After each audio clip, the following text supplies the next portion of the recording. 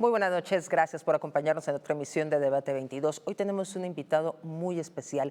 Él es Miguel Montesino, uno de los protagonistas y artífice de la Gran Fuga, uno de los nombres con el que se conoce el evento donde los 49 presos políticos escaparon de una cárcel de la capital de Chile, en Santiago, en tiempos de la dictadura de Augusto Pinochet, que duró de 1973 a marzo de 1990, esa dictadura. Ese periodo, por supuesto, estuvo marcado por el uso sistemático de la tortura, la desaparición forzada, para obtener información de los presos políticos.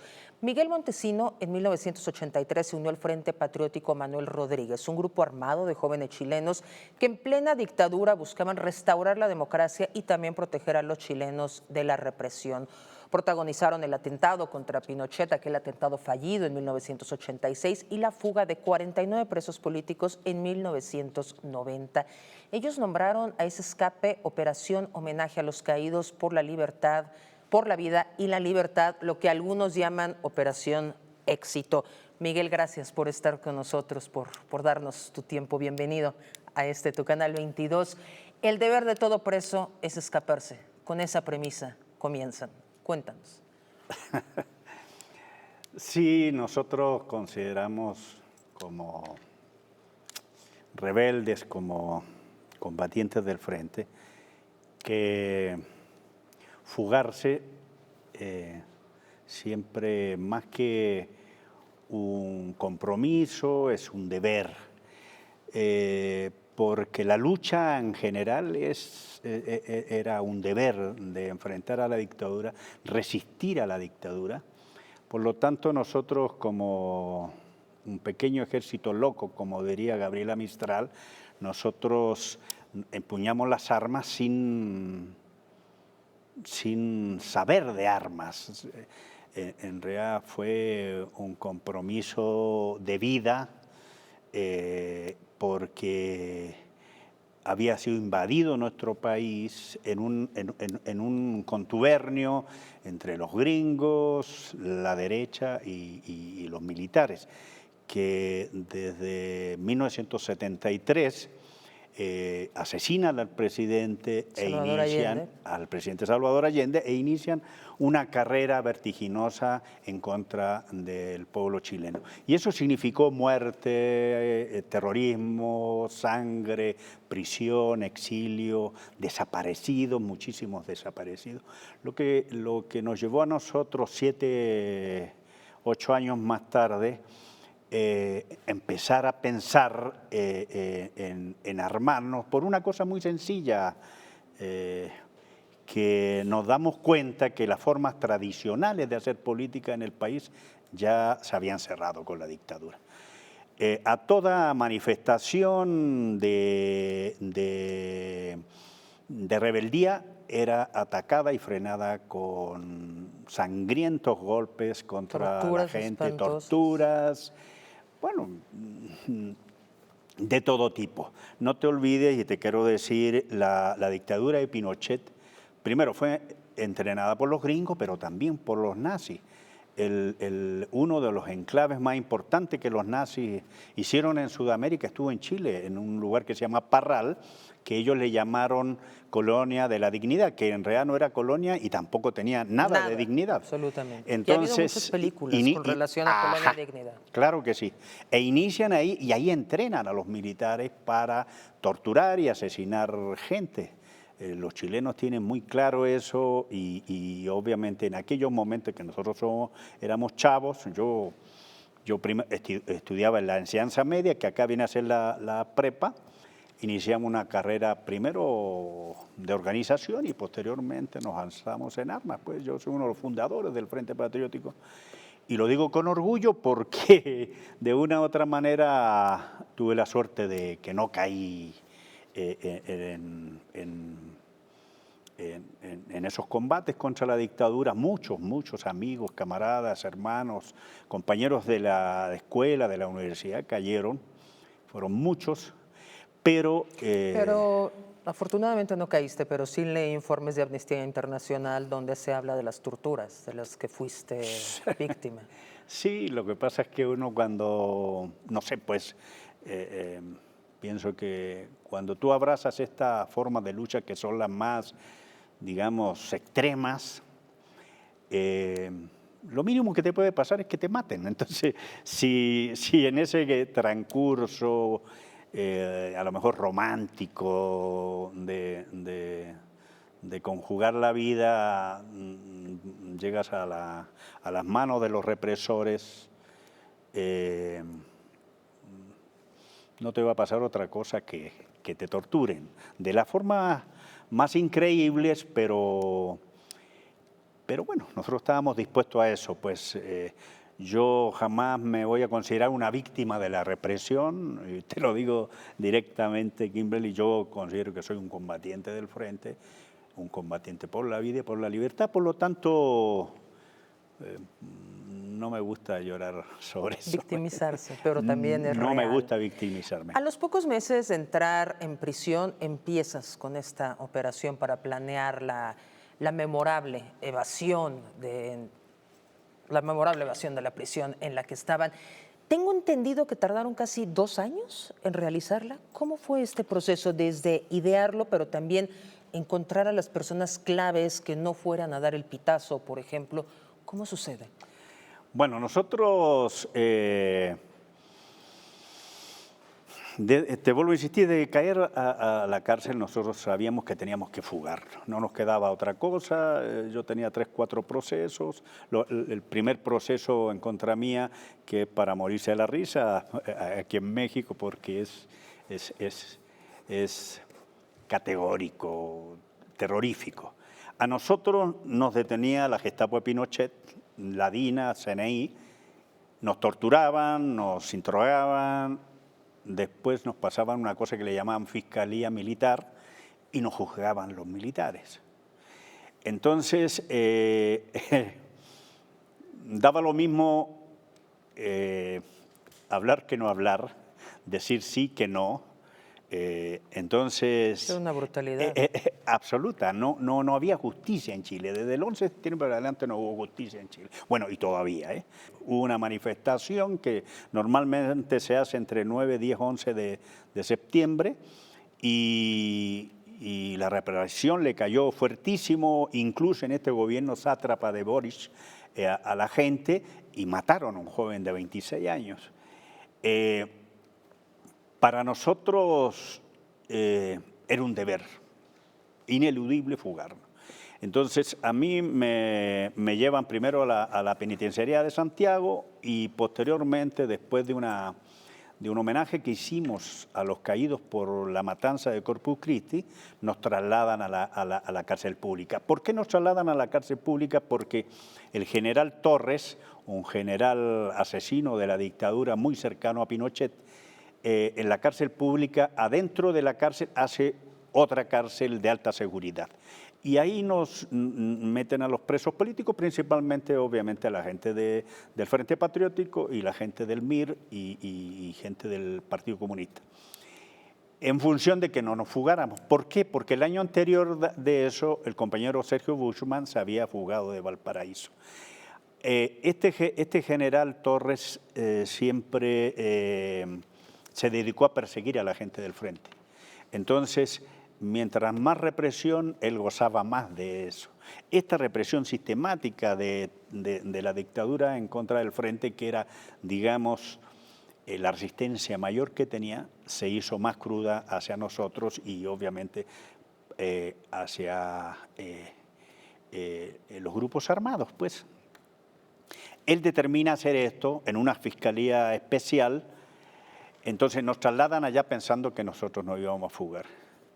Nosotros, aprovechando eso, de que era una cárcel de alta seguridad, que tenían cámaras, tenían todo el aparato promisorio como para una represión contra nosotros, aprovechamos eso, que ellos se iban a confiar e iniciamos una carrera en contra del tiempo para planificar esta fuga. Primero habíamos pensado por fuera, o sea, por encima por la calle, pues por la puerta. Yo leí como atacando, ¿no? Atacando a los guardias. Claro. Algo que no se podía concretar. No se podía, porque teníamos atrás de la cárcel estaba la Gestapo, el cuartel central de la Gestapo de Pinochet, y adelante estaba digamos de acá la PGR, la Policía de Investigaciones de Chile.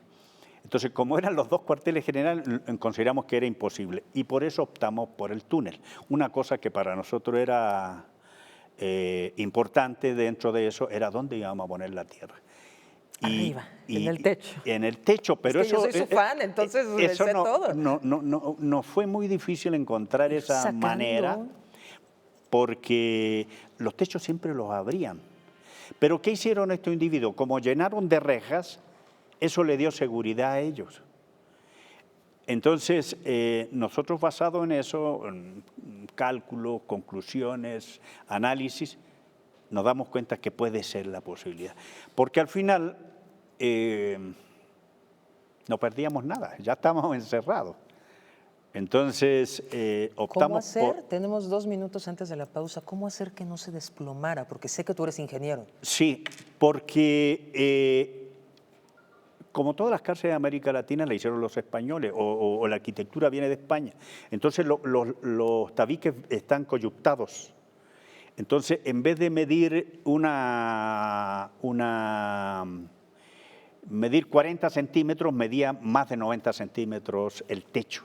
Y era, como te digo, coyuntado, o sea, en forma de medio circular, que le llaman, medio punto le llaman algunos arquitectos a eso.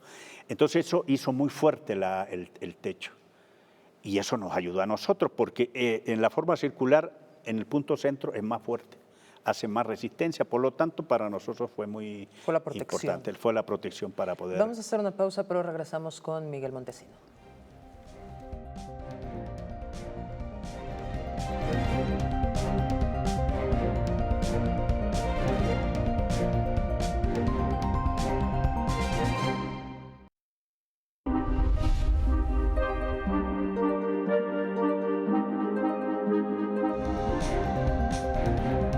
Frente a esas disyuntivas, no debemos olvidar que la verdadera libertad comienza con el respeto a quien piensa distinto a uno. Para conocer es necesario preguntar. Apoyar a las mujeres, apoyar a los grupos vulnerables a través del arte y la cultura es responsabilidad de todos. Cultura y activismo para eliminar la violencia de género. Bien preocupante socialmente, que es el tema del clasismo, del racismo, de la discriminación, y que la única vía es la educación. Debate 22. Temas como la gentrificación, expulsión, la discriminación cultural y los desalojos masivos, pues volvieron a la discusión pública. Aquí está como el reflejo de esta gran ciudad, de este gran pueblo. Son estas cosas las que nos llenan el alma. Son actos de justicia. Por si las moscas, vamos a hablar del Festival Internacional por la Diversidad Sexual, que este año cumple su edición número 36, 15 años del Museo Universitario de Arte Contemporáneo, y me acompaña para eso su directora Amanda de la Garza. Vamos a hablar del más reciente libro del escritor Juan Villoro, me refiero a La figura del mundo.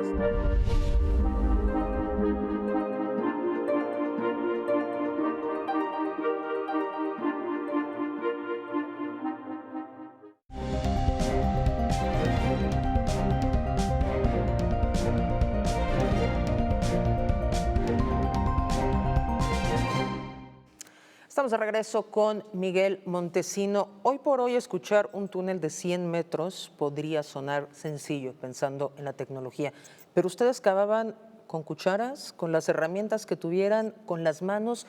¿Cómo es cavar 100 metros de esa manera?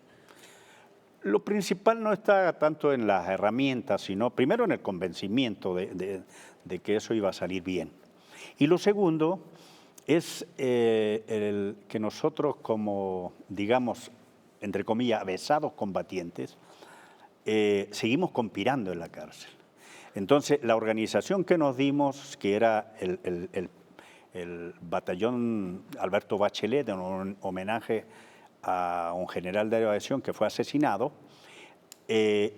dijimos nosotros, tenemos que hacer esta fuga. Entonces, ¿qué hicimos?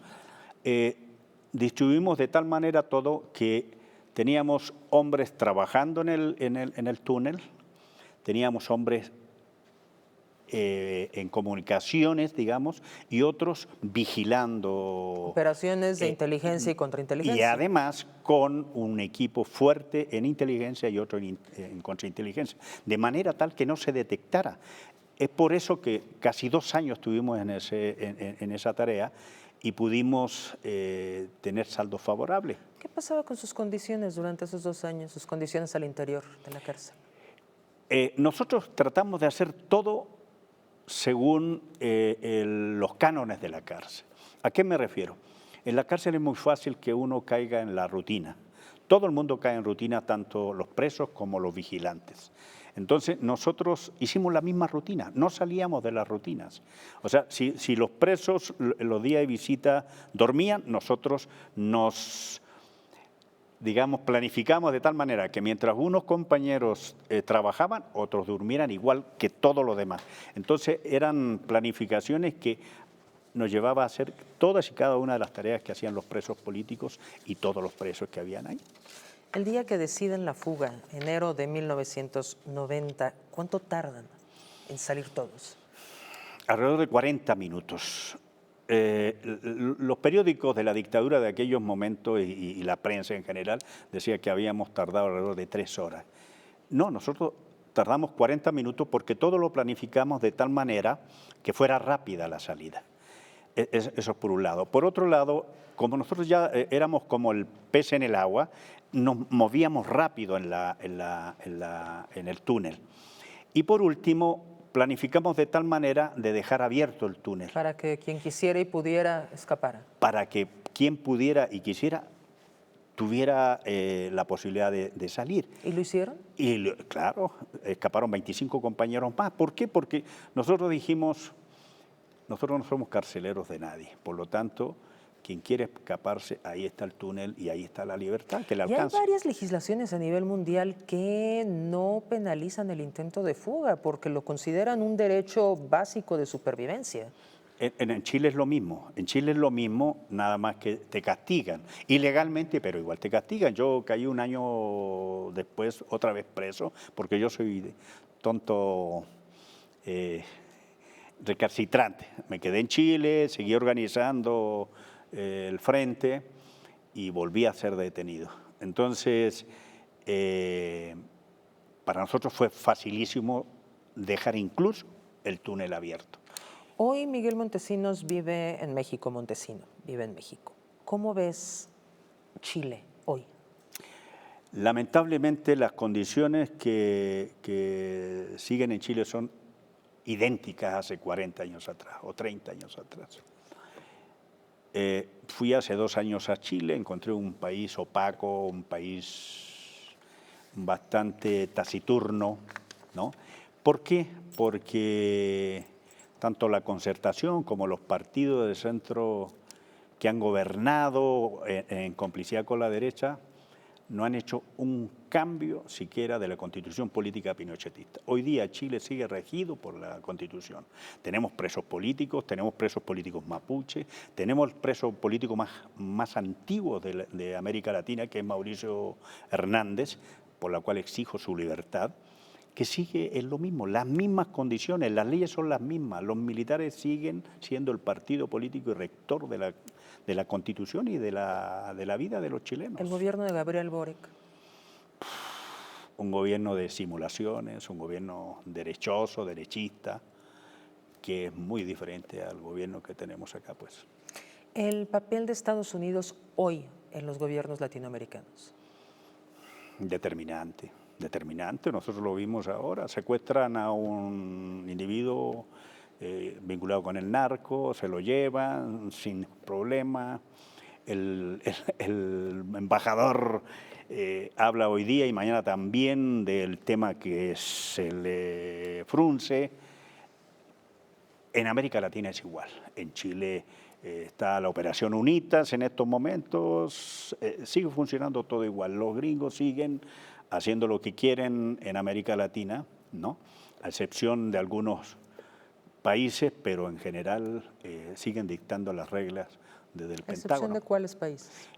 Cuba, que no los pela, Nicaragua, que no los pela, Venezuela. Uno puede estar de acuerdo o no, pero por lo menos ellos deciden su propio destino. Un tema muy interesante de América Latina, Javier Milei.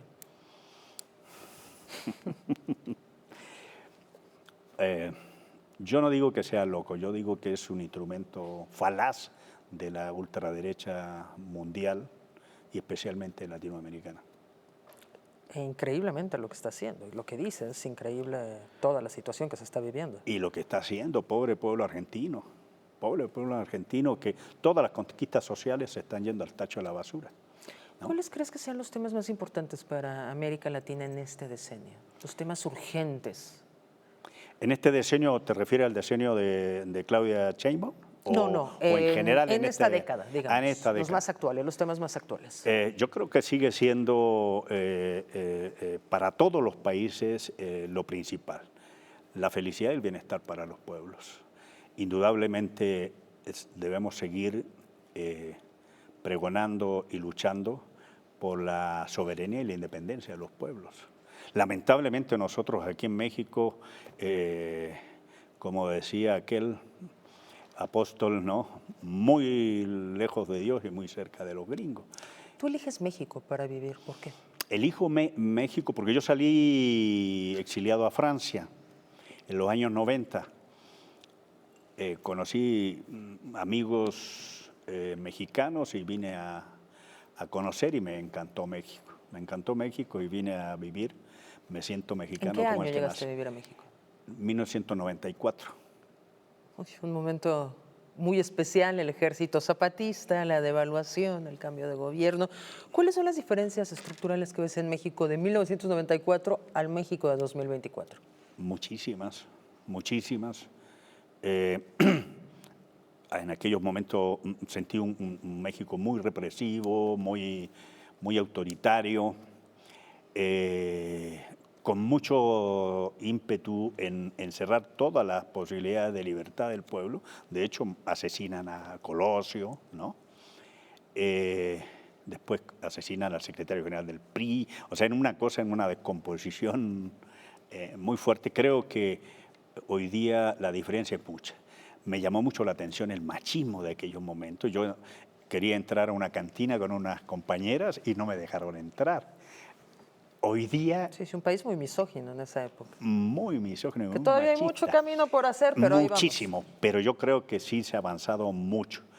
Creo que el avance que se ha tenido en esta idea de libertad, de dividir el poder político del poder económico, para mí es elemental.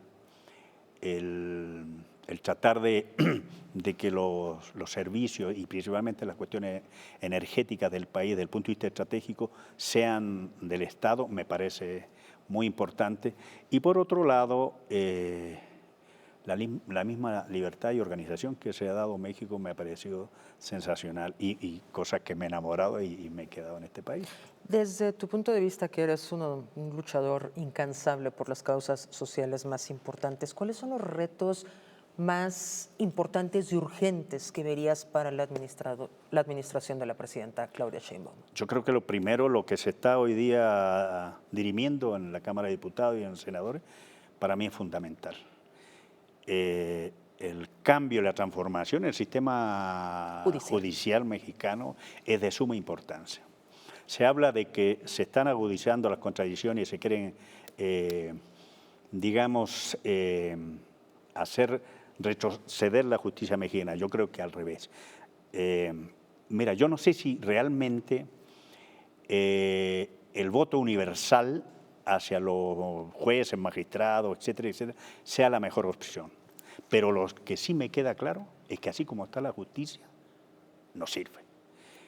Una justicia clasista. Los niveles de impunidad. Claro, el clasismo, el racismo de la justicia, el nivel de impunidad que hay es impresionante. Eso que dicen los miembros de la Suprema Corte respecto a que no se puede clasificar y, digamos, y dirigir la justicia, para mí es una absoluta falacia. La justicia está claramente establecida para velar por los intereses de la gran burguesía mexicana. Miguel Montesinos, nos acaba el tiempo, nos gustaría que nos acompañaras pronto para que hablemos de cada uno de los sistemas políticos de los países latinoamericanos desde tu visión. Claro que sí, con mucho gusto y te agradezco mucho. No, al contrario, gracias por compartir con A ti. nosotros, gracias por habernos acompañado. Los espero el próximo miércoles a las 10.